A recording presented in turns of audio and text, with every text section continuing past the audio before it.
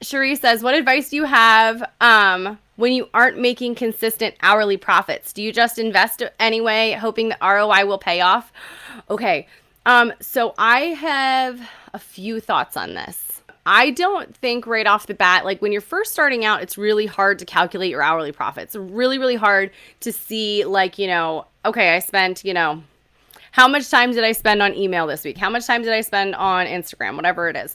I recommend, you guys have heard me talk about Rescue Time, an app that I use. And then I also, this is a paid for product. This is what my friend Allison uses. And I think that it doesn't have the E. I think that it's Toggle, Toggl. It's an app where you basically you can track your time that you spend on the computer. Rescue Time does it for you, which I really like, but it is based off of the websites. If you're using Canva a lot like I do, it becomes a little bit difficult because that's kind of what were you in Canva doing? Were you organizing your folders? Or were you creating something? Were you doing something in Canva for making a lead magnet or I don't know, making a new signature for your email? Or were you, again, organizing your folders and not being super productive? That's what I would recommend for you to look at and just kind of be able to look at it really objectively and say, am I being conscientious about the time that I have to spend? Is it okay to hire somebody? And this is where my brain goes, is how long will it take me to become an expert on something? Do I have the time and energy to do the learning, the growth, the research, the data gathering that I need to do in order to make, let's keep picking on Twitter here. Say again, if I wanted to do Twitter, I would have to research my niche on Twitter, how to grow an audience on Twitter, how to use Twitter for business. I would have to do constant searching on what is trending.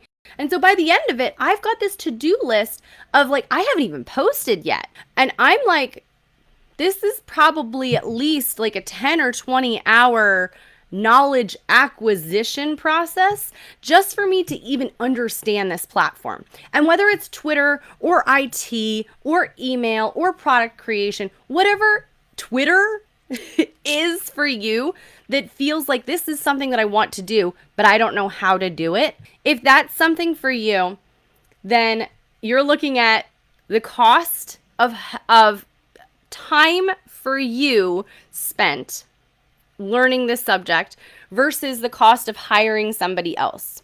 It could be Twitter, it could be email, it could be Instagram, it could be YouTube, it could be, any number of things. My big thing was always video editing. Going to go back to that Michael Hyatt comment about would you pay somebody $200 an hour to be half good at their job? Would I pay a video editor to be super slow and take 4 hours editing a 15-minute video?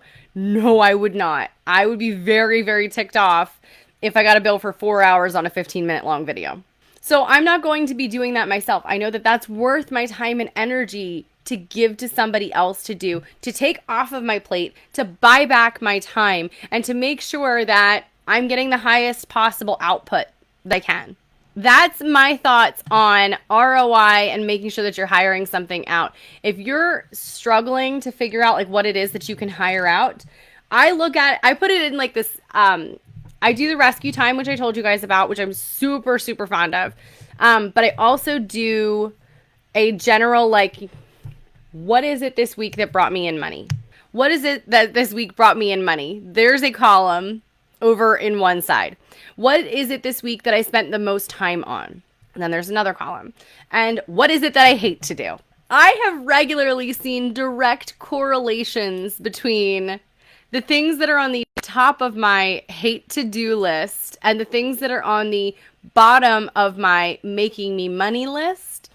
When you see those two signs, things that you hate to do something and that it's not bringing you in a lot of money, either if it's not bringing you in a lot of money and you're just not doing it, that's one thing. But if you're trying it and it's not bringing you in money and you're maybe this isn't a good thing, maybe this isn't a good fit, you can decide not to continue doing that. Let's pick on Twitter. Let's keep picking on Twitter. If you're everyone seems to be doing that Twitter stuff, I should probably do it. If you hate to do it and it's not bringing you in money, that causes problems, right? Like that's not the situation that we want to encounter. We don't want to waste our time, we don't want to waste our energy, and we want to be making money.